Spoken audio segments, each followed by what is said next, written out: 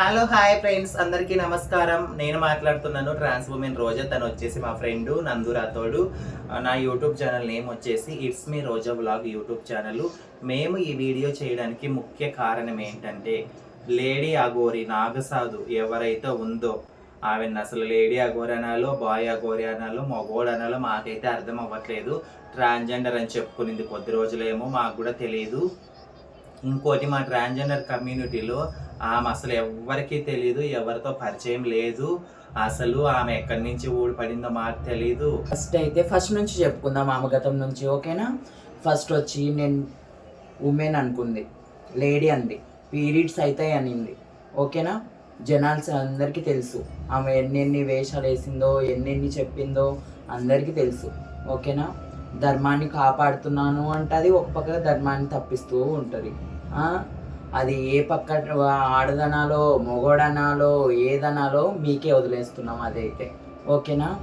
అస్సలు యాక్షన్ ఎందుకు తీసుకోవడం లేదు ఇప్పటి వరకు? ఆ క్వశ్చన్ అడుగుతా నేనైతే. యాక్షన్ ఇప్పటి వరకు ఎందుకు తీసుకోవడం లేదు?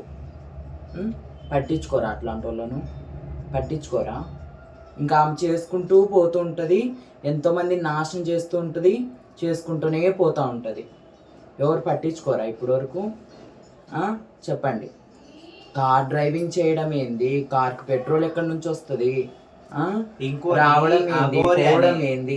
ఒక లేడీని పెళ్లి చేసుకోవడం ఏంది? మళ్ళీ ఇంకొక లేడీని పెళ్లి చేసుకోవడం ఏంది? దానికేం సిగ్గు లేదా? ముండకు సిగ్గు లేదా? ఇంత చదువుకున్నావు, తెలివి లేదా నీకన్నా?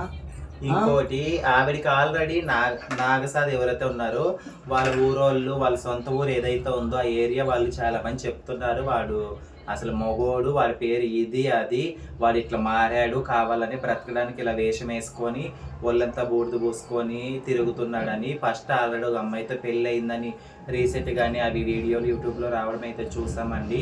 మళ్ళీ ఆ శ్రీవర్షిని అయితే ఎవరుందో ఆ అమ్మాయి బాగా చదువుకునింది, వెల్ ఎడ్యుకేటెడ్ పీపుల్.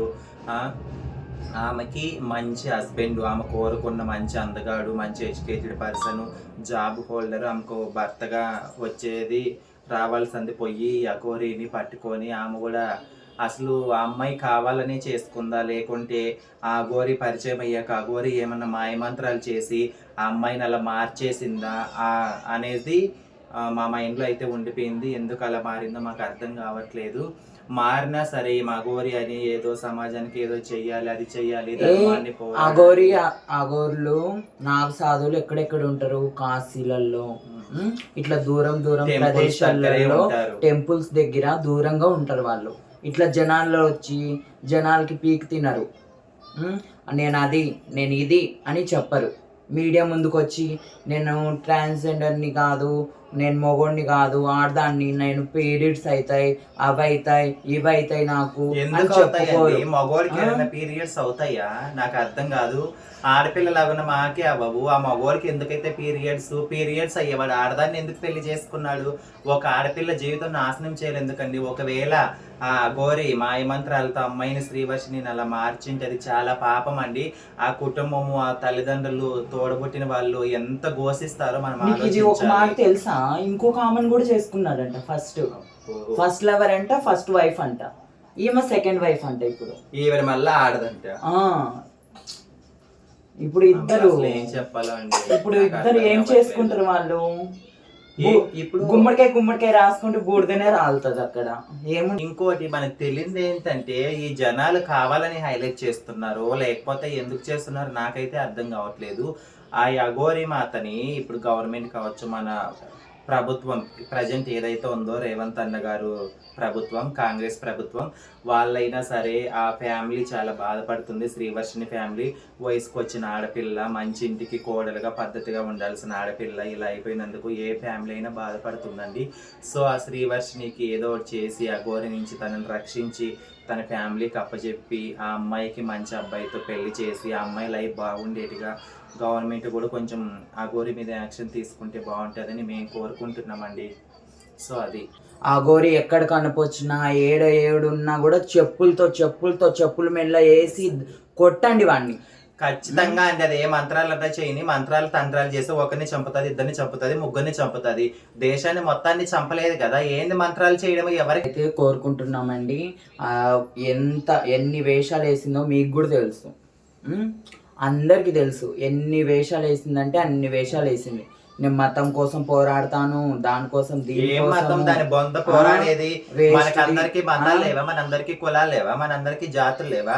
ఆమె ఒక్కడే పోరాడి పోరాడి పోరాడి ఒక ఆడపిల్ల జీవితం నాశనం చేసింది. ఏం పోరాడి మతం కోసం? ఇద్దరు ఆడపిల్లల జీవితం నాశనం చేయడం తప్పితే ఒక కుటుంబాన్ని బాధ పెట్టి ఒక కుటుంబం ఏడుపు, ఒక కుటుంబం ఉసురు పోసుకుంటుంది. అది ఏం మతం కోసం పోరాడింది? ఆడపిల్లల జీవితం నాశనం చేయడము మతం కోసం పోరాడమా? మతం కోసం పోరాడడం అంటే ఏందో తెలుసా అసలు? దానికి వస్తే అఘోరముండా. ఏమిరా అఘోరా ముండా కొడక, నేనేమని పిలవాలో నాకు కూడా నోటికి కూడా రావడంలే. ముండా కొడక, నువ్వు ఎక్కడ కనిపించినా నీకు చెప్పులు దండ వేసి చెప్పులతో కొట్టాలి. ఈ జనాలందరూ చెప్పులతో కొట్టే సంపాలి నిన్ను. బేవర్ సోడా. ఒక అమ్మాయి జీవితం నాశనం చేస్తున్నావు.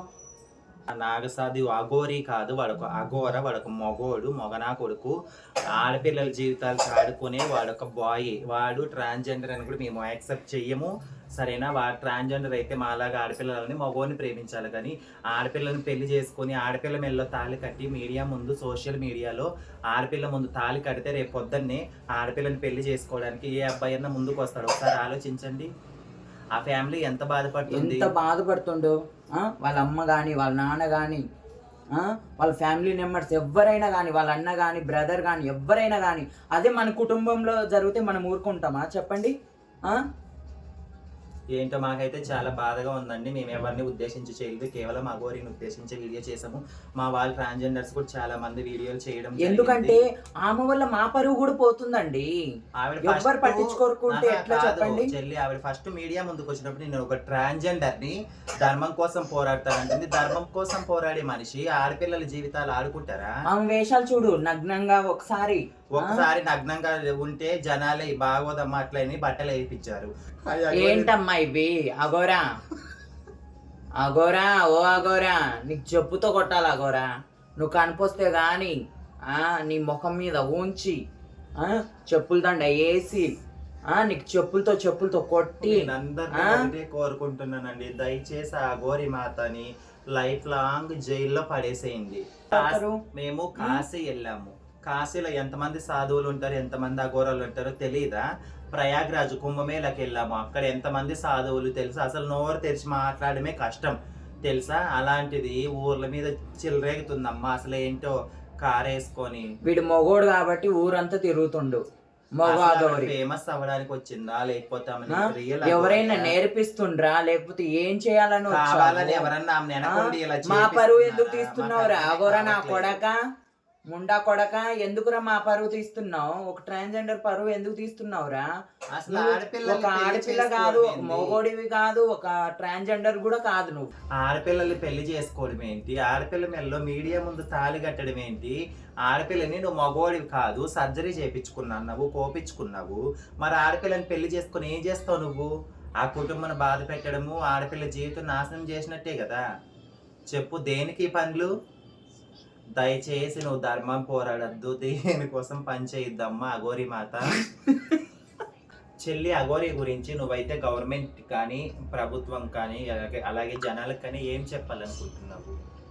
ఒకటండి, అఘోరి ఎక్కడి నుంచి పుట్టుకొచ్చిందో మళ్ళీ అక్కడికే పోయేట్టుగా చూడండి, ఓకేనా? సాధ్యమైనంత వరకు పోలీసులు కానీ, గవర్నమెంట్ కానీ పట్టించుకొని లేకపోతే శిక్షణ వేయండి, ఓకేనా? పర్మనెంట్గా. ఎంత జనాల్ని ఎంత ఇబ్బంది పడుతుంది. ఒక కుటుంబం రోడ్డు మీదకి వచ్చింది. అది మొగ కాదు, ఆడది కాదు. ఆ అమ్మాయిని పెళ్లి చేసుకుని ఏం చేస్తాడు వాడు? అమ్మాయిని పెళ్లి చేసుకుని ఏం చేస్తాడు? ఆ పిల్ల ఎంతో చదువుకుందంట, బీటెక్ సంథింగ్ ఏదో చేసిందంట, మంచిగా చదువుకుంది.